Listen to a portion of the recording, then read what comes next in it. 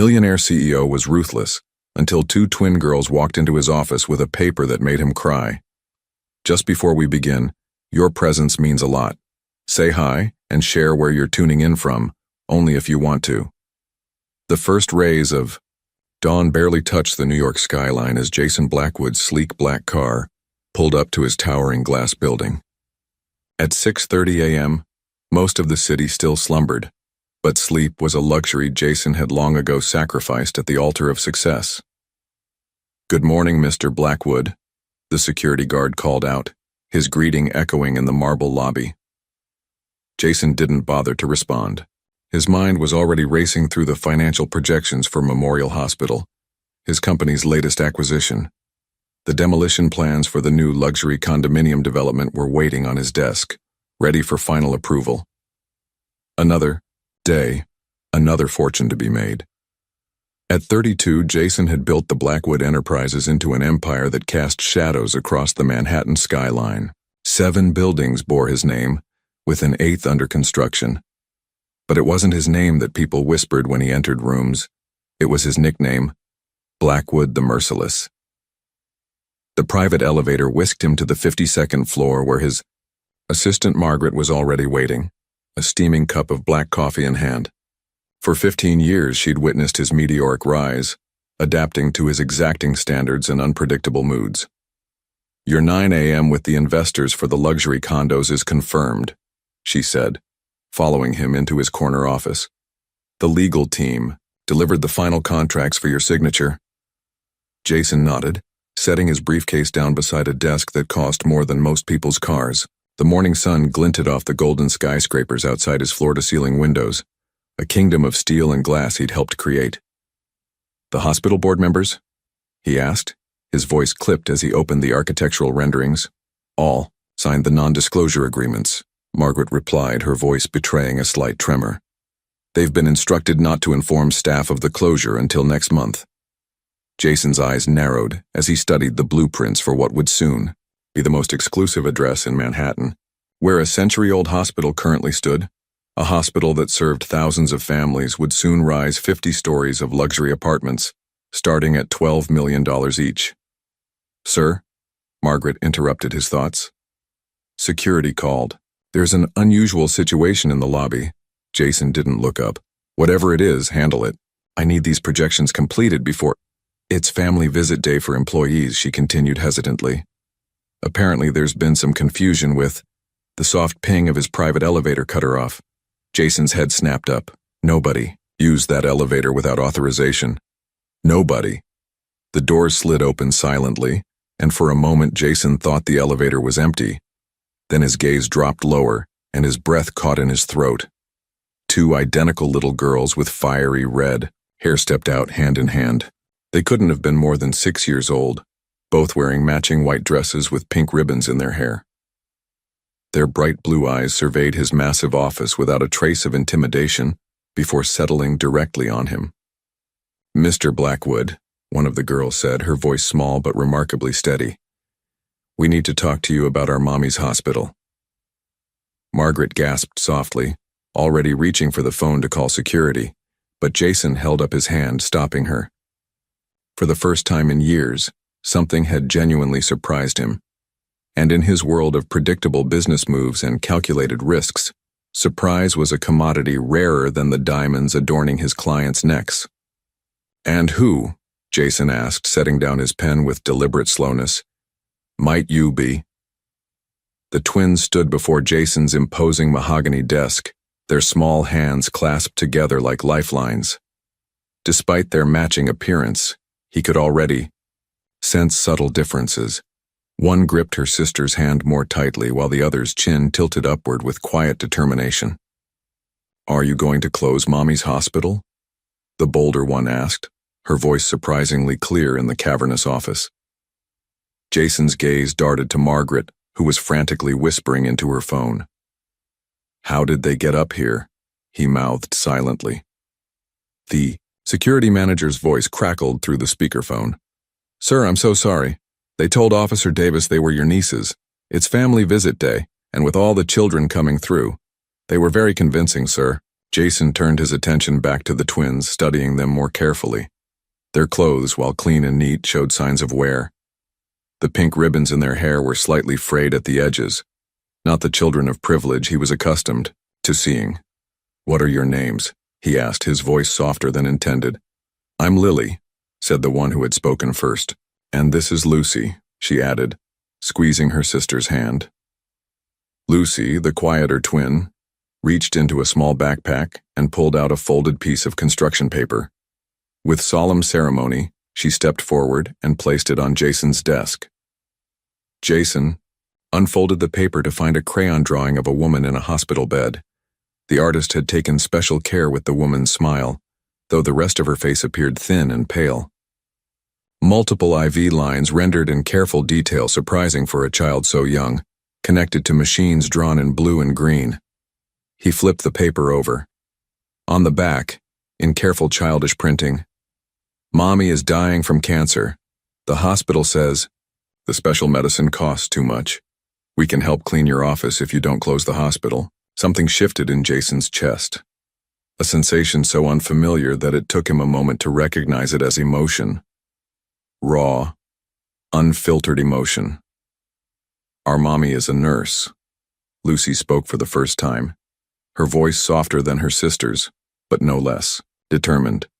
"She helps sick people get better, but now she's the sick one. She works very hard," Lily added. "Sometimes she works 2 shifts so we can have pizza on Fridays." Jason stared at the twins, momentarily at a loss for words, a predicament he hadn't found himself in since taking control of his father's company at 32. These children had somehow bypassed his carefully constructed barriers, physical and emotional. "Mr. Blackwood?" Margaret's voice cut through his thoughts. "The board is waiting on the conference call, and security is on their way up to cancel the call." Jason interrupted, his voice strangely hoarse. "And tell security to stand down." Margaret froze, her hand still on the phone. In 15 years, she had never heard him cancel a board meeting. Never. Jason swiveled his chair to face the sprawling city view, desperate to regain his composure. But as he turned, a tear, something he hadn't allowed himself in decades, escaped and slid down his cheek. He wiped it away quickly, but not before. Margaret had seen it. Her mouth fell open in shock. "Sir, are you—" "I'm fine," he snapped. But his voice lacked its usual edge. The memory had ambushed him without warning. Himself at 7 years old, standing beside his mother's hospital bed, clutching a similar drawing while his father argued with doctors about experimental treatments that cost too much. The same helplessness he'd seen in the twins' eyes had once been his own, a feeling he'd buried beneath years of ruthless business decisions and emotional detachment.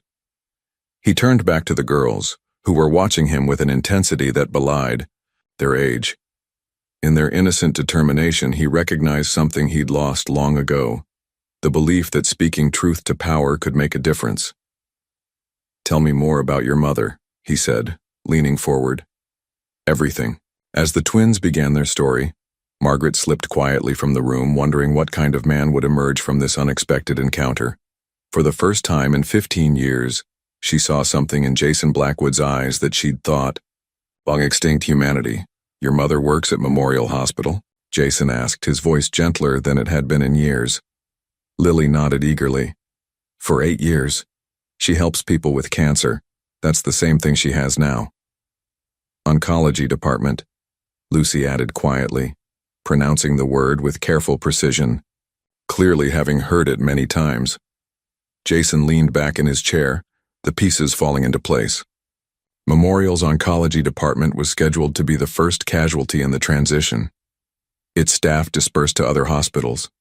Its research programs discontinued. High operation costs, low profit margins, a simple business decision. Until now. "How did you know I was going to close the hospital?" he asked. The twins exchanged a glance that seemed to contain an entire conversation. "We heard the doctors talking," Lucy said finally. "They said the man in the glass tower was going to close the hospital." "Mommy doesn't know we know," Lily added hastily. She thinks we're at Aunt Patty's house, but Aunt Patty had to work, so we came to find you instead. Mommy always says we should talk to people, not about them, Lucy explained with the innocent wisdom of a child. So we decided to talk to you.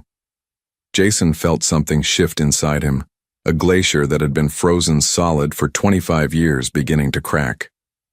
These children, the same age he had been when his mother was diagnosed, had shown more courage than most of the executives he dealt with daily. How old are you two? He asked, already suspecting the answer. 6, they replied in unison, holding up 6 fingers each. 6. The same age he had been when his mother first went into the hospital.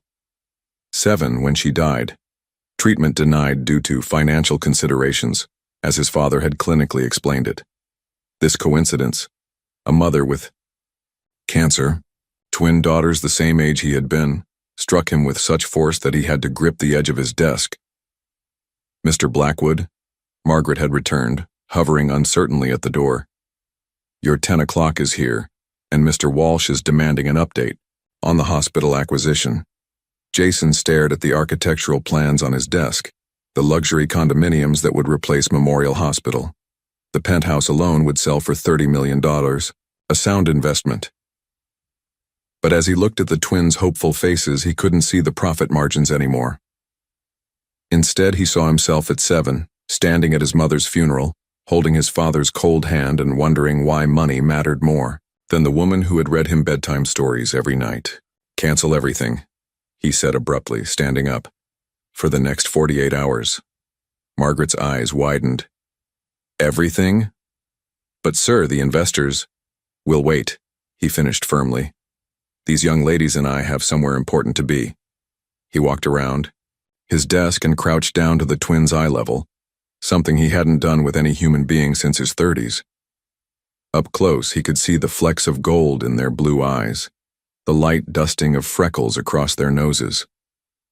Would you like to take me to see your mother? He asked softly. Lily's eyes lit up. Yes, she's in room 415, that's the 4th floor. I know where the 4th floor is, Jason said with the ghost of a smile. I own the building, remember? Lucy, the quieter twin, studied his face with an intensity that made him feel transparent. Are you going to help our mommy? Jason met her gaze, finding himself unable to look away from those searching blue eyes. They seemed to cut through the carefully constructed facade he'd built over decades, seeing straight to the damaged 7-year-old boy who had promised himself he would never be powerless again. I'm going to try, he answered honestly. It was the first time in years he'd made a promise without calculating its return on investment. As he stood up, Margaret caught his eye, her expression a mixture of confusion and something else. Respect? Perhaps. Have my car brought around, he instructed her, and call Dr. Rivera at Memorial. Tell her I'm coming to see Amanda Thompson's case personally. How do you know my mommy's name? Lily asked, surprised. Jason tapped the hospital demolition plans. It's my job to know everyone who works there, he said. What he didn't mention was that he'd memorized the names of every department head who would be affected by the closure. Amanda Thompson, head oncology nurse, had been on that list. As he guided the twins toward the elevator, Margaret handed him his coat with a bemused expression. Should I cancel tomorrow as well? She asked quietly. Jason looked down at the little girls, who had somehow bypassed his security, his assistant, and the emotional walls he'd spent a lifetime building. Yes, he replied. I have a feeling this might take some time. The elevator doors closed on the 3 of them, the ruthless businessman and the twin daughters of a dying nurse, an unlikely trio united by a past that one had tried to forget, and a future the others feared to face. Memorial Hospital had stood in the heart of the city for over a century.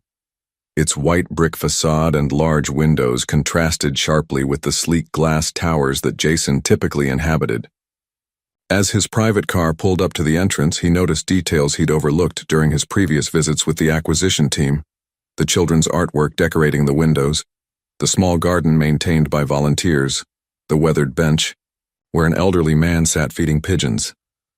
This is where we come to see Mommy, Lily explained, unbuckling her seatbelt with practiced ease. Sometimes we have to wait in the children's room if Mommy's having a bad day, Lucy added, her voice soft but matter-of-fact. Jason felt a twinge of something unfamiliar as he watched the twins navigate the hospital entrance with the confidence of children who had spent far too much time in such a place. They greeted the security guard by name and waved at the volunteer behind the information desk. "Good morning, girls," the elderly volunteer called out. Her smile faltered when she noticed Jason. "And who's your friend?" "This is Mr. Blackwood," Lily announced proudly. "He's going to help Mommy." The woman's face paled. Jason Blackwood was not unknown to the hospital staff. His company's impending takeover had been the subject of worried whispers for months. "Mr. Blackwood is visiting today," Jason said, uncomfortable with the hope in the twins' declaration. As they walked toward the elevator, Jason noticed heads turning, conversations stopping. A young doctor dropped his clipboard. A nurse whispered urgently into her phone. By the time they reached the 4th floor, he suspected half the hospital knew he was there. "Room 415 is this way," Lucy said, tugging gently at his hand. Jason hadn't realized she had taken his hand, and the simple gesture, the trust it implied, sent another crack through his carefully maintained facade.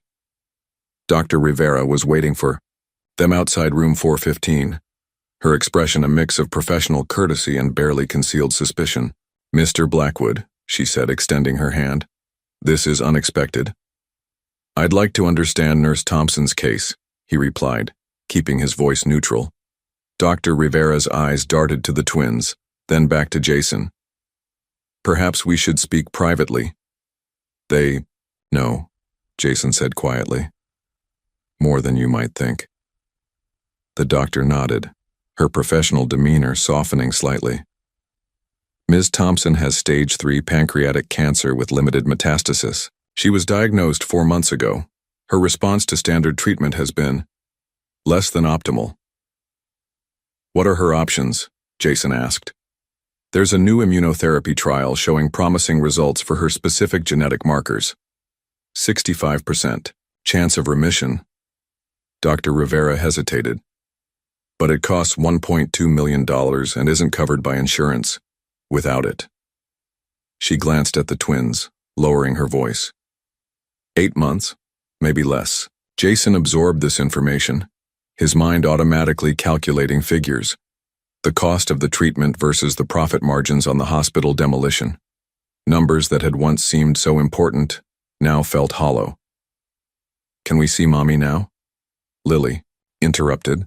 Dr. Rivera smiled gently. "She's resting right now, but you can go in quietly." The twins needed no further invitation, slipping into the room with the quiet efficiency of children who had learned to make themselves small and unobtrusive in adult spaces. Jason followed more hesitantly. The hospital room was simple but personalized. A bow, small vase of wildflowers, children's drawings taped to the walls, a worn paperback novel on the bedside table. Amanda Thompson lay sleeping, her body seeming too small for even the narrow hospital bed. She was pale, her red hair, the same vibrant shade as her daughter's, forming a stark contrast against the white pillowcase. Even in sleep, there was a dignity to her that Jason couldn't help but respect. "She's having a good day today," Lucy whispered, climbing carefully onto a chair beside the bed. "See? Her breathing is smooth." "Dr. Rivera says the new medicine might make her all better," Lily added, taking her mother's limp hand with infinite gentleness. "Your father," Jason began carefully. "Is he?" "We don't have a daddy," Lucy stated without emotion. "His name was Kevin Wells," Lily elaborated. "But he left when Mommy was going to have us." "Mommy says he wasn't ready to be a father," Lucy added. "But she was ready to be a mother, so she had us anyway." Jason did the mental calculation. Amanda would have been around 28 when the twins were born. She had raised them alone while building her career as a specialized nurse. "She works in the children's cancer ward," Lily said proudly. "She helps kids who are sick like she is now." Jason moved to the window, needing a moment to compose himself. Below, construction crews were already marking underground utility lines for the planned demolition. The first step in erasing this century-old institution and replacing it with luxury condominiums. A memory surfaced. His mother's funeral 35 years ago. The rain. His father's stony silence. The emptiness that followed. He turned back to look at Amanda Thompson and her daughters, a family fighting to stay together against impossible odds. With a steady hand, he reached for the medical chart hanging at the foot of the bed, skimming the details of her condition and treatment plan. When he set it down, something had changed in his expression. The businessman who had entered the hospital was receding, and someone else, someone he had buried long ago, was emerging in his place. "Girls," he said softly, "I need to speak with Dr. Rivera again. Will you be all right for a few minutes?" The twins nodded, their attention already returning to their mother, whose eyelids had begun to flutter. As Jason stepped into the hallway with the doctor, he knew the decision he was about to make would alter the course of multiple lives, including his own. 3 days had passed since Jason first met the twins, 3 days of ceaseless activity as he moved between hospital board meetings, consultations with medical specialists, and late-night sessions with his legal team. The dark circles under his eyes betrayed his exhaustion, but there was a newfound energy in his stride that his employees had never witnessed before. Through discreet inquiries, he'd learned more about Amanda Thompson. She had graduated top of her class from nursing school, turning down more lucrative positions to specialize in pediatric oncology. Hospital records showed she routinely stayed hours after her shifts ended. Colleagues spoke of how she used her own salary to help families cover expenses insurance wouldn't, small things like parking fees, meal vouchers, and occasionally prescription copays. "She believes no one should face cancer alone," one nurse had told him, eyeing him suspiciously. "Especially not children." Now, Jason stood in the doorway of room 415, watching as Amanda stirred from her medication-induced sleep.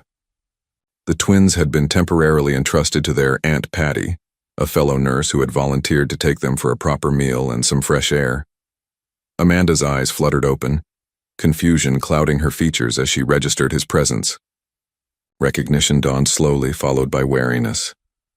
"Mr. Blackwood," she said, her voice raspy from disuse. "I thought you might be a dream, or perhaps a nightmare." Despite her condition, there was steel in her gaze, the same quiet determination he had seen in her daughter's eyes. "Your daughters are quite persuasive," he replied, stepping into the room. Amanda struggled to sit up. "My daughters? What are you talking about?" Jason explained their unexpected visit to his office, watching as emotions played across her face. Shock, embarrassment, and finally, a mother's fierce pride. "They shouldn't have bothered you," she said, a flush rising to her pale cheeks.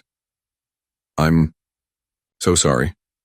"Don't be," Jason said, taking a seat beside her bed. "They showed more courage than most adults I deal with." Amanda studied him, her professional assessment mixing with personal curiosity. "Why are you here, Mr. Blackwood? Surely not to personally inform me that my workplace will be demolished." "I'm here to discuss your treatment options," he replied, evenly. Her laugh was bitter. "Treatment options? There aren't any. Not ones I can afford. But don't worry, I've made arrangements for the girls. My sister in Philadelphia will take them after." She couldn't finish the sentence. "There's an immunotherapy trial," Jason said. "Dr. Rivera believes you're an ideal candidate. At $1.2 million, might as well be $1.2 billion. She shook her head. "I've made my peace with reality, Mr. Blackwood. I suggest you do the same with whatever guilt my daughters manage to inspire." "What if cost wasn't an issue?" Amanda's eyes narrowed. "Everything has a cost. I learned that long ago."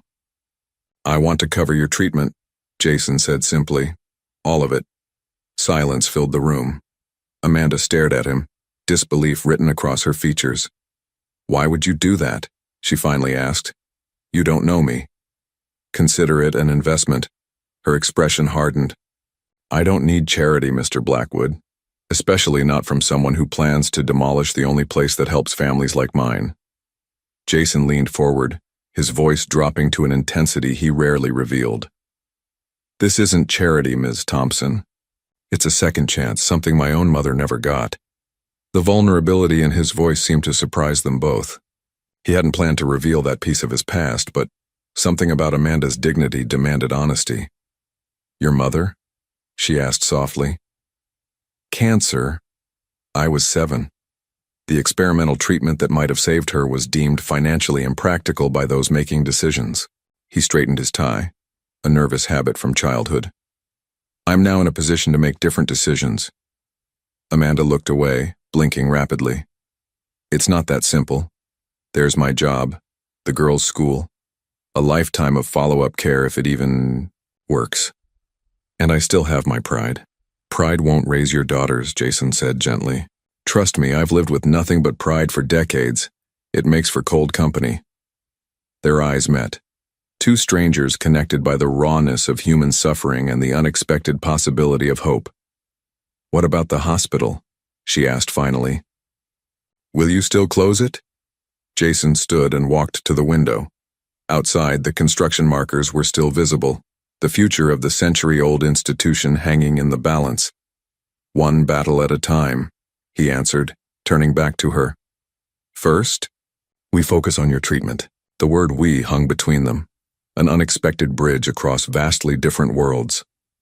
Amanda closed her eyes, her internal struggle visible in the tension of her shoulders. Pride versus practicality, dignity versus necessity, principle versus her daughter's future. "The treatment begins tomorrow," Jason said quietly, "unless you tell me not to make the arrangements." When Amanda opened her eyes again, they glistened with unshed tears. "For my daughters," she whispered. "Only for them." Jason nodded, understanding completely. "For your daughters," he agreed. As he turned to leave, he paused at the door. "Your girls won't need to draw any more requests for help, Ms. Thompson. I promise you that." In the hallway, his legal team waited with documents requiring his signature. The top page bore the header: Memorandum of Indefinite Suspension, Memorial, Hospital Acquisition and Development Project. He signed without hesitation, ignoring the shocked expressions of his attorneys. For the first time in his adult life, Jason Blackwood had made a business decision that the balance sheets couldn't justify, and he didn't regret it for a moment. Over the next 2 weeks, Jason's life underwent a transformation that left his employees whispering in the hallways. For the first time in his career, he delegated significant responsibilities to his executive team. Meetings that once required his presence were now handled by vice presidents. His private line, once constantly buzzing with calls, now went to voicemail after 3 p.m. The stock price of Blackwood Enterprises dropped 3% amid rumors of the CEO's midlife crisis. But Jason barely glanced at the reports Margaret still dutifully placed on his desk each morning. Instead, his afternoons were spent in the pediatric waiting room of Memorial Hospital, where Lily and Lucy waited while their mother underwent the grueling first phase of immunotherapy. He taught Lily the fundamentals of chess while Lucy drew elaborate pictures of princesses who looked suspiciously like hospital staff. "Your knight can't move that way," Jason explained gently to Lily, "but the horse should be able to jump over things," she argued logically. Jason, who had reduced Fortune 500 CEOs to stammering uncertainty, found himself outmaneuvered by a 6-year-old's reasoning. The nurses watched with barely concealed fascination as the notorious Blackwood the Merciless arrived each day with books, art supplies, and once, awkwardly braided pigtails for both. Girls after watching online tutorials on his phone the night before. When his public relations team suggested leveraging the situation for positive press coverage, Jason fired the marketing director on the spot. "They're not a photo opportunity," he said coldly, his old edge momentarily returning. Nevertheless, a tabloid photographer captured an image of the 3 of them leaving a bookstore, the girls laughing as Jason carried their purchases. The headline, "Blackwood's Heart Melted by Twins," prompted an emergency board meeting about his emotional instability. "Your behavior is concerning shareholders," Harrison Walsh, his CFO, informed him bluntly. "These children are becoming a distraction from your responsibilities." Jason straightened a framed drawing on his desk, the twins' original artwork now professionally preserved. "Schedule a press conference," he replied calmly. It's time I explained a few things about the future direction of this company. As he left the meeting, his phone chimed with a text from Lucy. Mommy smiled today during breakfast. For the first time in decades, Jason Blackwood smiled too. Not the calculated smile of business victory, but something genuine that reached his eyes. 1 month into the treatment, Dr. Rivera called Jason to her office. He arrived expecting the worst. He'd researched enough about cancer treatment to know that early setbacks were common. Instead, she greeted him with a cautious smile. The preliminary scans show better response than expected. The cancer cells are reacting positively to the first phase of immunotherapy. Meaning? Jason asked, hardly daring to hope. Meaning she's responding well, Dr. Rivera explained. It's early, but this is what we want to see. That afternoon, Amanda was able to sit up in bed for longer than she had in weeks. The twins organized a small celebration with cupcakes. Jason had brought chocolate for Lucy, strawberry for Lily, and vanilla for their mother. Ms. Peters let me make up my math test, Lily announced, carefully breaking her cupcake in half to make it last longer. I got an A-, and I painted a dolphin. In art class, Lucy added. The teacher put it on the wall with the special stickers. Amanda watched as Jason listened intently to each girl, his eyes tracking their animated movements with protective attention. Gone was the ruthless businessman whose name had made hospital staff tremble just a month earlier. In his place sat someone transformed, someone who laughed at Lily's jokes and praised Lucy's detailed descriptions of her artwork. When the girls eventually fell asleep, Lucy curled in the armchair, Lily on the small cot. Amanda turned to Jason. You don't realize what you're doing, she said softly. Jason looked up from his laptop where he'd been reviewing hospital budget proposals. What do you mean?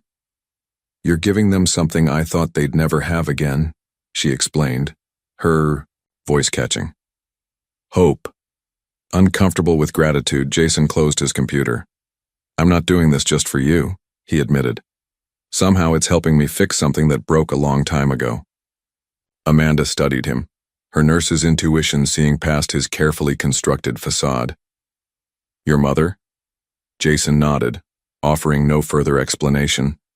But it was the first time he'd acknowledged his vulnerability to anyone in decades. A small crack in the armor he'd spent a lifetime building. A comfortable silence settled between them, broken only by the soft breathing of the sleeping twins and the muted hospital sounds beyond the door. The treatment's working, Jason finally said, changing the subject. Amanda nodded, cautious optimism in her eyes. For now. It'll keep working, he insisted with the same determination that had built his empire. She smiled faintly. Is that an order, Mr. Blackwood? Consider it a strongly worded suggestion, he replied, the ghost of humor softening his features. In that moment, something shifted between them, a bridge forming across vastly different worlds, connected by 2 sleeping children and the fragile promise of tomorrow. 2 months into the treatment, Amanda faced a difficult phase of chemotherapy that required extended hospitalization. The aggressive protocol left her exhausted and vulnerable to infection, requiring isolation during her weakest periods. Jason, recognizing the twins couldn't stay in the hospital waiting room indefinitely, made an unexpected decision. He converted one of the spare bedrooms in his penthouse for the girls on days when Amanda's treatments were most intense. Are you sure about this? Margaret asked as she watched professional decorators transform the minimalist guest room into what could only be described as an enchanted forest, complete with star projections on the ceiling. No, Jason admitted, but I'm doing it anyway. When the twins first visited, they stood wide-eyed in the doorway, momentarily speechless. A rare occurrence, especially for Lily. Is this for us? Lucy finally whispered. Just for the days when your mom needs extra rest, Jason explained, suddenly uncertain. Had he overstepped? Gone too far? But then Lily launched herself at him, wrapping small arms around his waist in the first hug he'd received in years. Lucy joined more hesitantly, her quiet thank you barely audible. That evening, after they'd explored every corner of their temporary haven, Lucy looked up from arranging stuffed animals on her bed. Can we bring a picture of Mommy? She asked. So she's here with us even when she's not. Jason nodded, throat unexpectedly tight. After driving the girls back to the hospital that night, he returned to his apartment and opened the bottom drawer of his desk, the only one that had remained locked for decades. Inside lay photographs of Catherine Blackwood, his mother. Her kind eyes and gentle smile looked back at him from faded images. One showed her in nursing scrubs, arm around a younger colleague. Another captured her reading to Jason on her hospital bed, determined to maintain normalcy despite her illness. Beneath the photos, he found a folded piece of paper, his mother's dream, sketched out during her final months. A comprehensive cancer treatment center, accessible to all regardless of financial means. Because everyone deserves a fighting chance, she had written across the top. Jason reached for his phone and dialed the architect responsible for the luxury condominium project. "It's Blackwood," he said without preamble. "Change of plans. I want an oncology center instead, and I want construction to begin immediately." "But sir," the architect protested, "the condominium plans are already approved. The investors will be compensated," Jason interrupted. "This isn't negotiable." After hanging up, he returned to the drawer and gently placed one of his mother's photos in a simple silver frame.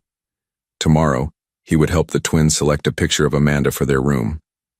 Side by side, the two photos would connect past to present, beginning the healing of a wound 35 years in the making. 3 months into Amanda's treatment, an unexpected setback emerged. A severe infection compromised her already fragile immune system, necessitating emergency surgery. Dr. Rivera's face was grave as she explained the situation to Jason outside Amanda's room. The immunotherapy was working well, but this infection has complicated matters, she said quietly. "The next 48 hours will be critical." Jason nodded, his expression betraying none of the turmoil beneath. Through the window, he could see the twins sitting beside their mother's bed, their small faces solemn as they showed her drawings they'd made at school that morning. "What do I tell them?" he asked. Dr. Rivera sighed. "The truth, but with hope. They're remarkably resilient children, Mr. Blackwood." "They shouldn't have to be," he replied. That afternoon, Jason canceled his attendance at the International Finance Summit in Tokyo, an event he hadn't missed in 15 years. His phone rang incessantly as news of his withdrawal spread through business circles. Blackwood Enterprises shares down 7% in after-hours trading, Margaret informed him tentatively as she brought documents requiring his signature to Amanda's hospital room. "Let them fall," he replied, not looking up from the children's book he was reading to Lily while Lucy colored quietly. His CFO called twice, demanding explanations. The second time, Jason simply disconnected the call. Instead of investor relations, he focused on inventing elaborate stories about warrior princesses who fought shadow monsters. Tales that had Lucy and Lily hanging on every word, momentarily distracted from their mother's declining condition. That night, after Amanda was wheeled into surgery, Jason took the twins back to his penthouse. He supervised their homework, ordered their favorite pizza, and helped them prepare for bed in the enchanted forest room. Only after they finally succumbed to exhaustion did he allow himself a moment of vulnerability. Standing at the floor-to-ceiling windows of his living room, he stared out at the city he'd helped shape. 52 stories below, construction crews worked through the night on the foundation of the Catherine Blackwood Oncology Center. The blue construction lights illuminated a massive excavation where luxury condominiums were once planned. His phone vibrated with a message from Dr. Rivera. "Surgery complete. Critical but stable. Next 24 hours will tell." Jason pressed his forehead against the cool glass, confronting an uncomfortable truth. Nothing in his decades of corporate acquisitions, hostile takeovers, or billion-dollar negotiations had prepared him for this moment. Standing in the cavernous silence of his penthouse, terrified that 2 small girls might lose their mother, just as he had lost his. For all his wealth and power, he remained helpless against the most fundamental human vulnerability. No amount of money could guarantee Amanda's survival. No business strategy could protect the twins from potential heartbreak. The realization was both humbling and clarifying. The empire reflected in the glass before him. The towers and developments that bore his name suddenly seemed hollow compared to the genuine joy he'd felt watching Lily master her first chess opening, or hearing Lucy explain the intricate backstory of her latest drawing. His phone rang again, this time the hospital. Jason answered immediately, his heart pounding. "Mr. Blackwood?" It was Dr. Rivera, her voice tired but steady. "Amanda made it through surgery. Her vitals are stabilizing. It's still touch and go, but she's fighting." "Thank you," he managed, the relief almost overwhelming. After hanging up, he returned to check on the twins. They slept peacefully, Lily's arm protectively draped over her sister.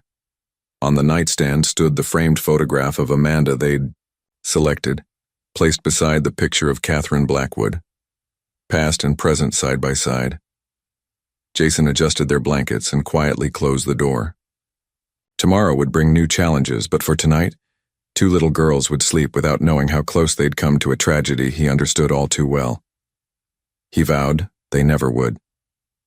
4 months after meeting the twins, Jason faced the most significant challenge to his corporate authority in a decade. The boardroom of Blackwood Enterprises, usually a place of deference to his decisions, had become a battleground. Harrison Walsh, the CFO, stood at the head of the table, projecting financial charts that painted a concerning picture. The Catherine Blackwood Oncology Center will generate an estimated annual loss of $15 million, he concluded, turning to face the assembled board members. This follows the $250 million write-off from canceling our most profitable real estate development in a decade. Murmurs rippled through the room as Walsh continued his presentation. Furthermore, Mr. Blackwood has personally authorized over $3 million in experimental treatments for a single patient, donated an additional $5 million to pediatric cancer research, and spent countless working hours at Memorial Hospital, rather than focusing on core business objectives. The projection changed to a graph showing Blackwood Enterprises' stock performance, a steady decline over recent months. "The shareholders are concerned," Walsh stated bluntly. "They're questioning your judgment, Jason. Some have suggested a temporary leave of absence might be appropriate while you work through this personal matter." Jason remained still, absorbing the challenge without visible reaction. He had anticipated this confrontation since the day he signed the documents halting the hospital demolition. "Is that all, Harrison?" he asked quietly when the CFO finally finished. "I believe the numbers speak for themselves," Walsh replied, confidence evident in his stance. He had clearly expected Jason to be defensive, perhaps even combative. Instead, Jason nodded thoughtfully. "They certainly tell a story," he agreed, rising from his chair, "but not the complete one." Jason walked to the conference room wall where corporate awards and recognitions created an impressive display of achievement. He removed a simple black frame that held the company's founding principles, written by his father 40 years earlier. "Blackwood Enterprises exist to create exceptional value through strategic development and investment," he read aloud. "My father wrote these words, and for most of my career I've interpreted value solely in financial terms." He set the frame down and pulled something from his suit pocket, the twins' original drawing now professionally preserved. 4 months ago, these two little girls walked into my office and changed everything," he said, displaying the childish artwork. "Not because they made me sentimental, but because they made me remember." For the first time in his professional career, Jason shared the story of his mother, her work as a nurse, her diagnosis, his father's refusal to sacrifice financial security for experimental treatment, and her subsequent death when Jason was just 7 years old. "I built this company into what it is today by becoming exactly what my father wanted. A businessman who never let emotion cloud judgment," he said, his voice steady, despite the personal nature of his words. "In the process, I buried the part of me that once wanted to fulfill my mother's dream of accessible healthcare."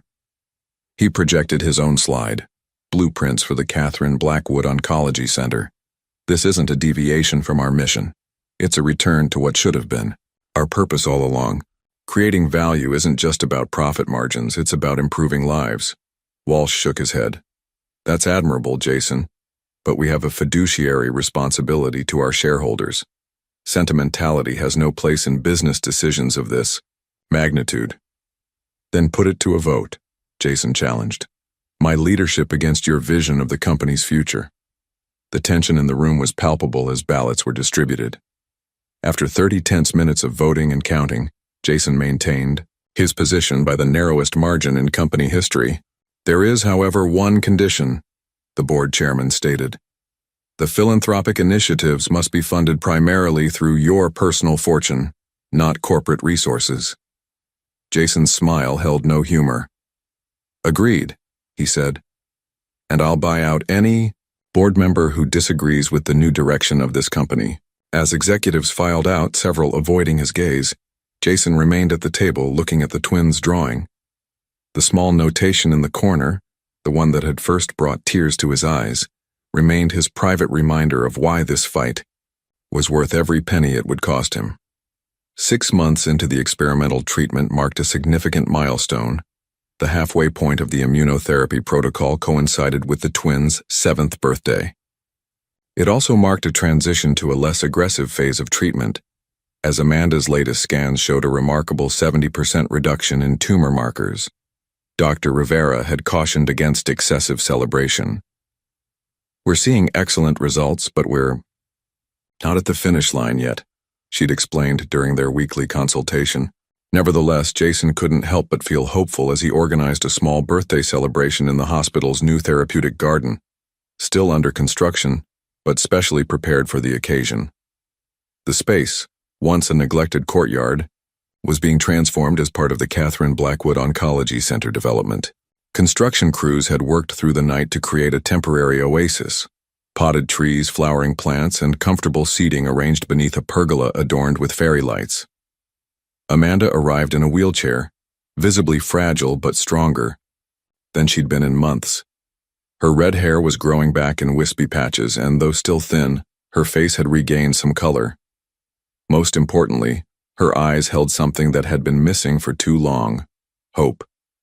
This is beautiful, she whispered as a nurse helped her into a comfortable chair positioned at the head of a small table decorated with balloons and streamers. Lucy and Lily entered the garden with matching expressions of wonder, their school backpacks still slung over their shoulders. They'd come directly from their first-grade classroom, where they'd recently returned to attending half-days. Is this all for us? Lily asked, spinning to take in the transformed space. Happy birthday, Jason said simply. The celebration was modest by Blackwood standards: a small cake, carefully selected presents, and the company of the small circle of people who had become instrumental in their lives. Dr. Rivera stopped by, briefly, as did a few nurses who had grown attached to the family. Even Margaret made an appearance, bringing handmade cards from the Blackwood Enterprises staff who had come to know the twins through their occasional visits to Jason's office. Amanda had prepared for this day during her stronger moments, carefully, wrapping presents for each daughter, used books of their favorite stories purchased with the little she'd managed to save. These aren't much, she apologized as the girls unwrapped their gifts. They're perfect, Lucy whispered, running her fingers reverently over the worn cover of The Secret Garden. This one still smells like library, Lily declared happily, inhaling the pages of A Wrinkle in Time with satisfaction. Jason had struggled with what to give them, conscious of the balance between generosity and excess.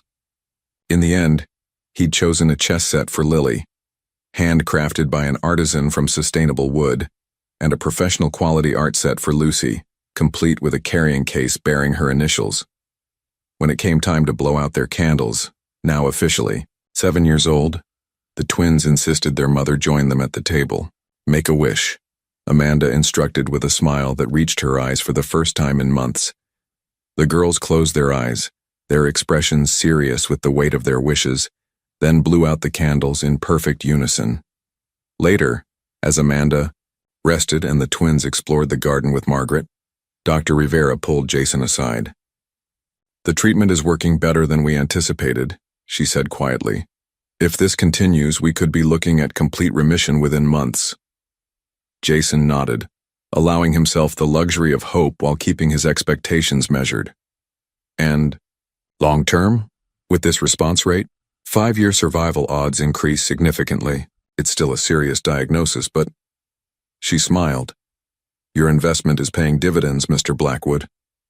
As Jason watched the twins chase a butterfly between newly planted saplings, he realized they had given him something unexpected.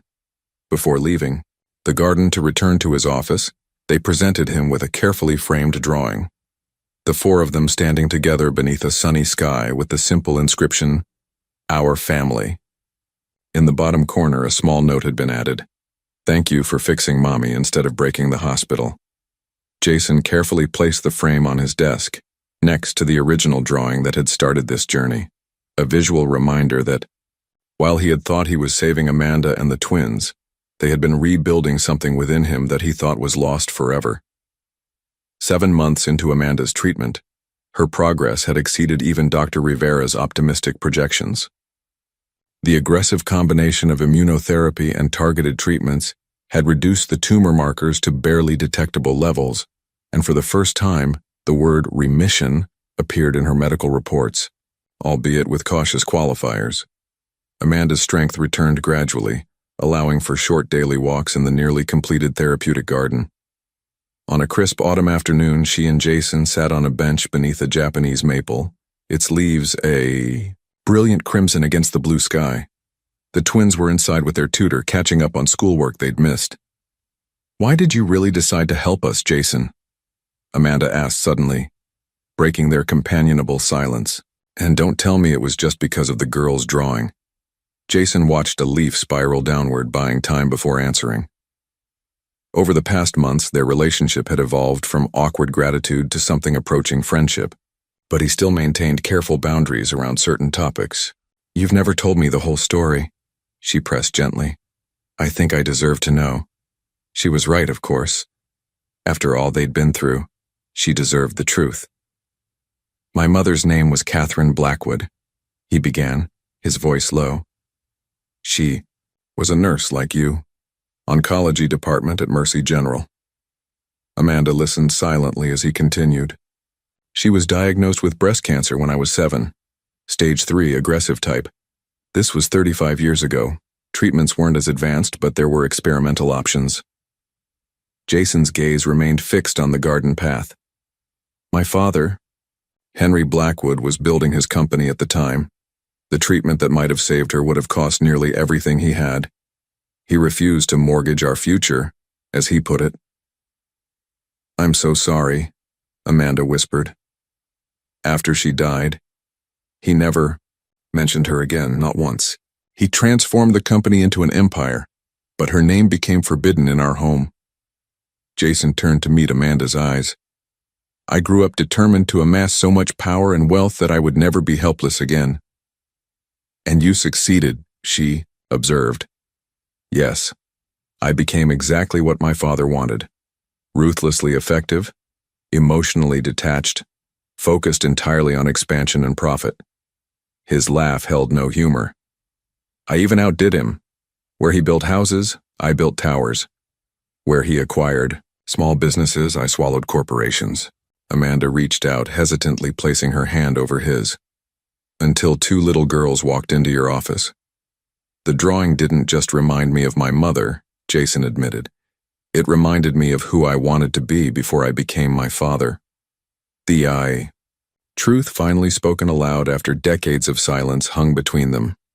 "The Catherine Blackwood Oncology Center," Amanda said softly. "It's for her." Jason nodded.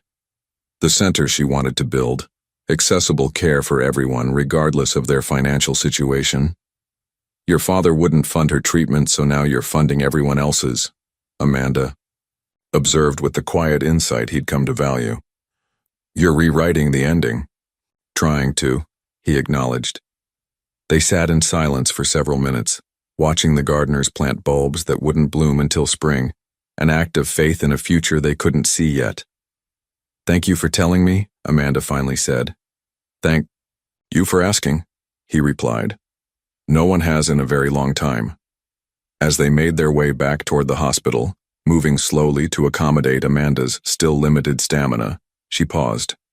"You know, your mother would be proud of you," she said. Not for the buildings with your name on them, but for this, for becoming the man she raised you to be, even if it took a while to find your way back. Jason didn't trust himself to respond, but as they continued walking, something shifted within him. A weight he'd carried for 35 years finally beginning to lift. Behind them, the construction crews continued work on the Catherine Blackwood Oncology Center, its foundation now complete and walls beginning to rise, a legacy different from the one he had planned, but perhaps closer to the one he was meant to build all along. 8 months into the treatment process, with Amanda responding well and participating in an advanced clinical trial, Jason began a secret project with the twins. On afternoons when they visited his office, now modified with a small children's desk in the corner, they would huddle together over architectural plans spread across his conference table. What if Mommy's room had windows that faced the ocean? Lily suggested, carefully erasing and redrawing a section of the blueprints, so she can see dolphins when she wakes up.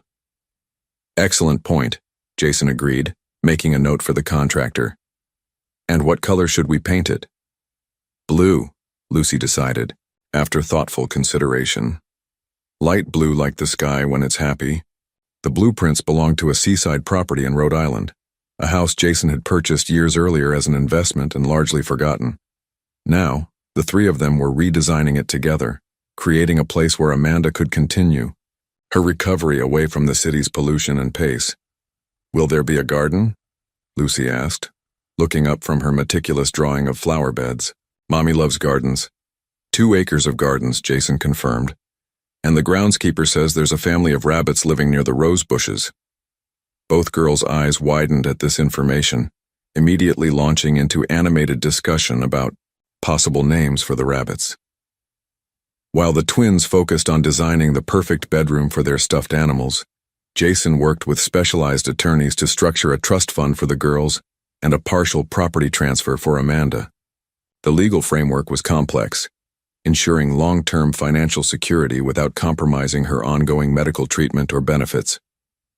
Are you certain about these decisions, Mr. Blackwood? Thomas Chen, his personal attorney, asked privately, during a review of the documents.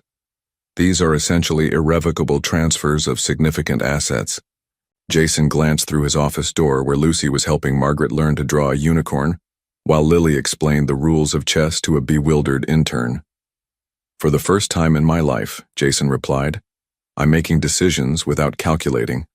The bottom line. The legal team worked discreetly, keeping the project confidential at Jason's request. He wanted everything in place before presenting it to Amanda, not as charity, but as a structured path forward for her and the girls. During one of their office sessions, Lily looked up from her work with an uncharacteristically serious expression. Mr. Jason, when Mommy gets all better, will we still see you? The question caught him off guard. In his focus on Amanda's treatment and the practical arrangements for their future, he hadn't considered what his own role might be once the immediate crisis passed. Would you want to? He asked carefully. The twins exchanged one of their silent communications, a glance that contained an entire conversation. Yes, Lucy answered simply. You're our friend now. You teach me chess, Lily added practically. And you know how to make voices for all the characters when you read stories, Lucy continued. Plus, you need someone to help you pick better ties, Lily concluded with a giggle, pointing to his conservative navy silk tie. That evening, after the twins had been picked up by their Aunt Patty, Jason stood at his office window watching the sunset paint the city in gold. On his desk lay finalizing documents for the Rhode Island property renovation, along with financial projections for the Catherine Blackwood Oncology Center, now halfway to completion. Both projects represented significant investments with no financial return, decisions that would have been unthinkable to the man he was before meeting Lily and Lucy. Yet as he signed the final authorizations, he felt no regret, only a quiet certainty that he was finally building something that mattered. The intercom buzzed, interrupting his thoughts. Mr. Blackwood, Margaret's voice announced. Dr. Rivera is on line 1 with Amanda Thompson's latest test results. Jason reached for the phone, still watching the sunset transform the city he'd helped shape. A city that, for the first time, seemed to hold the promise of more than just profit. 9 months after the twins first marched into Jason's office, Dr. Rivera delivered the news they had all been hoping for. Amanda Thompson was officially in remission, though she would require consistent monitoring for the next 5 years. The experimental treatment had worked beyond even the most optimistic projections. The cancer cells have shown no activity for the past 6 weeks, Dr. Rivera explained during their final consultation. Your case is actually helping us secure broader insurance coverage for this treatment protocol. You're setting a precedent, Amanda. While Jason helped Amanda navigate the complex paperwork for her ongoing health insurance, now that her case had established legal precedent for experimental treatment coverage, the twins explored his home office, their curiosity emboldened by months of growing familiarity. Lucy, the quieter of the pair, opened a decorative wooden box on a shelf, discovering it contained small keys. With the innocent logic of 7-year-olds, she and Lily decided to find what these keys might unlock. Their search led them to a locked drawer in Jason's desk, which, after a whispered debate about whether this might be crossing a line, they carefully opened. Inside wasn't the treasure they half expected, but a leather portfolio filled with envelopes, each bearing their names. "What are you two investigating?" Jason asked, entering the room just as they were examining their discovery. The girls jumped, guiltily, but Jason's expression held amusement rather than anger.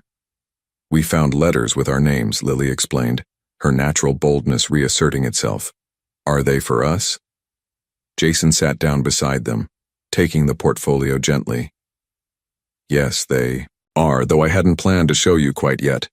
Inside were letters addressed to Lily and Lucy Thompson, dated for future birthdays, one for each year until they turned 21.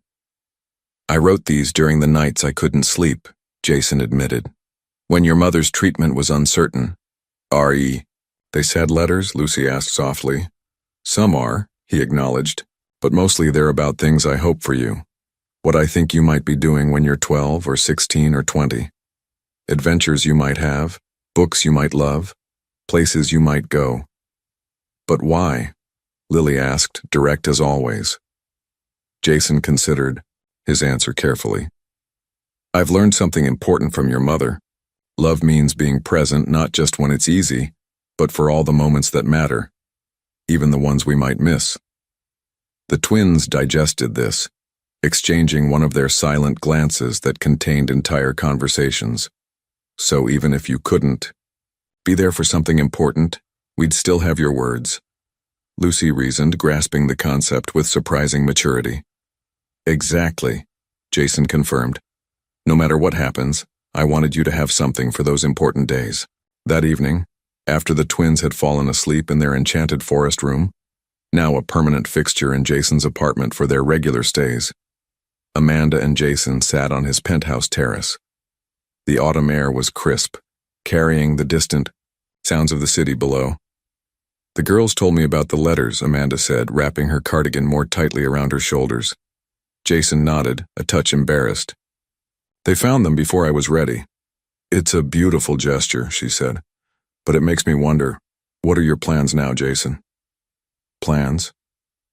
"For your involvement with us," she clarified. "The crisis is passing. I'll be returning to work part-time. Next month, the girls are back in school full-time." She looked at him directly. "We won't need rescuing anymore." The question took him by surprise, though in retrospect it shouldn't have. Their unusual relationship had formed under extraordinary circumstances. Circumstances that were now changing. "The girls need stability," Amanda continued gently. "And you've become part of that stability. They talk about you constantly. Lucy draws pictures of you in her art class. Lily's teacher says she explains chess moves to anyone who will listen, always mentioning how Mr. Jason taught her." Jason felt something tighten in his chest. Over the past 9 months, these 3 people had transformed from a charitable project into something he'd never anticipated, a family of sorts. "I'd like to remain in their lives," he said finally, "not as a benefactor or as a replacement father figure, but as someone committed to their well-being, to your well-being." He hesitated. If that's something you'd want. Amanda studied him, her nurse's perceptiveness reading more than his words conveyed. After a long moment, she reached into her purse and withdrew an envelope. I wrote this during the long nights in the hospital, she explained, handing it to him. When the pain was bad and sleep wouldn't come, I wasn't sure I'd ever give it to you. The envelope bore his name in Amanda's neat handwriting. You don't need to read it now, she said, rising from her chair. But it explains what your intervention has meant, not just the financial support or the medical treatment, but how you transformed 3 lives when we needed it most. She kissed his cheek lightly before heading inside to check on her daughters, leaving Jason alone with the envelope, a bridge between their past emergency and whatever future might unfold. From the edge of the terrace, he could see the nearly completed Catherine Blackwood Oncology Center illuminated against the night sky, a legacy different from the towers of luxury apartments he'd once planned, but infinitely more meaningful. The letter waited in his hands, its contents a mystery that both intrigued and intimidated him. Whatever Amanda had written during those dark hospital nights would shape the next chapter of a story he'd never expected to be part of, yet could no longer imagine being without. 6 months after Amanda's remission was confirmed, 15 months, since that fateful day when 2 determined 6-year-olds had marched into Jason's office, a sleek black car wound its way along the coastal road of Rhode Island. Inside, Jason drove while Amanda sat in the passenger seat, the twins bubbling with excitement in the back. Are we almost there? Lily asked for perhaps the 20th time. Just around this bend, Jason promised, slowing as they approached a private drive lined with ancient maple trees. The house appeared gradually, a graceful shingled structure perched on a bluff overlooking the Atlantic. Large windows captured the panoramic ocean view, while wraparound porches offered sheltered, outdoor spaces. The original century-old cottage had been thoughtfully expanded and restored, maintaining its historic charm while incorporating modern comforts. Is this it? Lucy whispered, her usual quiet voice even softer with awe. This is it? Jason confirmed, bringing the car to a stop in the circular drive. The twins were out of the car in an instant, racing toward the house with unbridled enthusiasm. Amanda moved more deliberately, still building her stamina after months of treatment. It's even more beautiful than the pictures, she said as Jason offered his arm for support up the stone path. Wait until you see inside, he replied. The girls helped design practically every room. The interior revealed the thoughtful collaboration between Jason and the twins, light-filled spaces with comfortable furnishings, walls painted in the soft blues and greens the girls had selected, and countless personal touches. Lucy's artistic influence showed in the carefully chosen artwork and color schemes, while Lily's practical nature was evident in the clever storage solutions and multi-purpose spaces. Your room is upstairs, Mommy, Lily called already halfway, up the staircase. Amanda followed the excited tour guides to the master bedroom, where floor-to-ceiling windows framed the Atlantic. Just as the twins had insisted, the view from the bed captured the horizon where, on lucky mornings, dolphins might be spotted playing in the waves. We picked everything, Lucy explained proudly, showing off the reading nook and window seat. Even the pillows. And look, Lily added, throwing open the doors to a bathroom with a soaking tub positioned to enjoy the same magnificent view. After exploring every corner of the house, they made their way to the expansive back deck. Below, stone steps led down to a private beach, while nearby, the promised garden was coming to life with early spring plantings. The twins raced down to the shore, eager to test the still chilly water, leaving Amanda and Jason alone on the deck. I still can't believe this is real, Amanda said, watching her daughters on the beach below. A year ago, I was preparing them for a future without me. Now you have all the time in the world, Jason finished, the relief in his voice palpable. The key. Catherine Blackwood Oncology Center had been operating for 3 months now, already changing the outcomes for dozens of families. Under Jason's revised leadership, Blackwood Enterprises had embraced a new strategic direction focused on sustainable development, recovering its market value as investors recognized the long-term benefits of the company's evolved priorities. You two Never told me exactly what was written on the back of the drawing the girls gave you that first day, Amanda said, turning toward him. Jason took her hand, a gesture that had become natural between them over the past months. Besides the request for help, there was a smaller note almost hidden in the corner, he admitted. It said, "Mommy says you look sad like us. Maybe we can be less sad together." Amanda smiled, understanding the impact those childish words must have had. And was that what made you cry? A billionaire moved by children's intuition? Jason looked down at Lily and Lucy building a sandcastle, their laughter carried up by the ocean breeze. I realized that 2 6-year-old girls saw what I'd been hiding from myself for decades. The transformation over 15 months had been remarkable for all of them. Amanda had returned to nursing part-time, now heading a special program at the Catherine Blackwood Center for families of pediatric patients. The twins had blossomed, their natural resilience strengthened by security and stability. And Jason had rediscovered parts of himself long buried beneath ambition and emotional detachment. What happens now?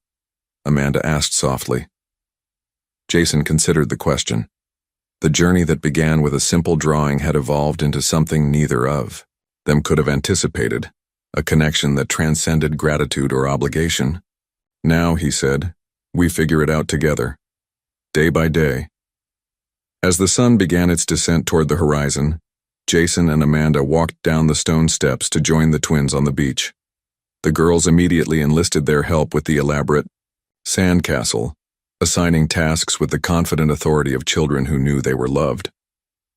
The 4 of them worked side by side as the afternoon light turned golden, creating something impermanent, yet meaningful, much like the family they had become, not through blood or obligation, but through choice, circumstance, and the transformative power of love. The ocean waves would eventually claim their sandcastle, just as time would bring new challenges. But as Jason helped Lucy secure a shell atop the highest tower, he knew with absolute certainty that whatever came next, they would face it together. Some fortunes, he had learned, couldn't be measured in buildings or bank accounts. The true wealth was here on this beach, in the laughter of 2 once frightened little girls and the quiet strength of their mother, a family that had saved him in ways he was only beginning to understand.